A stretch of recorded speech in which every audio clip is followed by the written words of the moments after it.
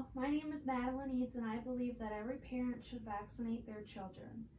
Did you know that over 4,000 kids die every day from vaccine-preventable diseases?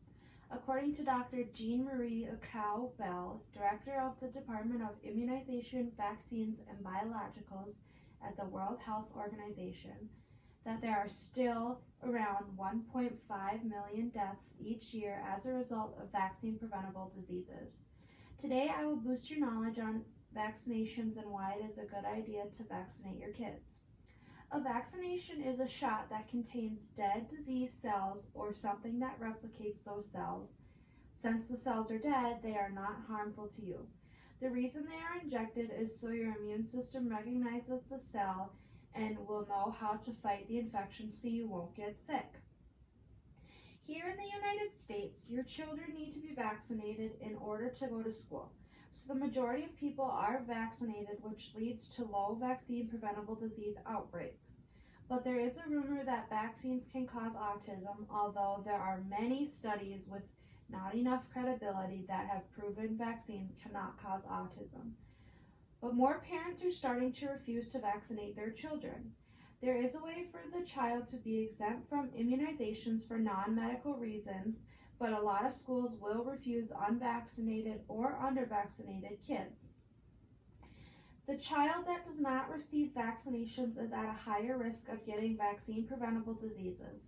A Colorado study showed that a child who has not been vaccinated is 22 times more likely to have measles than a child that has received vaccinations and 6 times more likely to have pertussis, also known as whooping cough.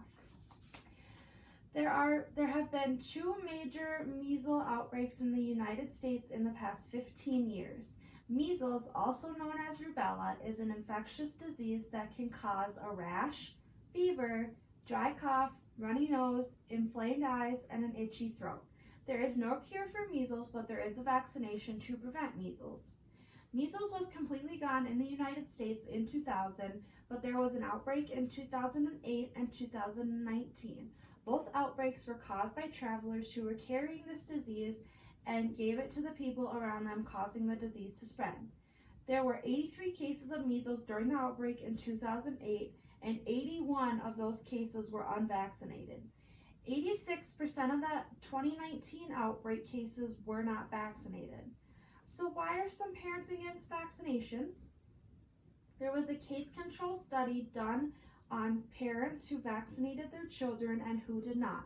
In the study, 69% of the parents that did not vaccinate their children was because they thought the vaccinations would do more harm than good.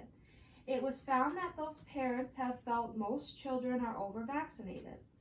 Parents of unvaccinated children were 3 times as likely to have received outdated information on immunizations.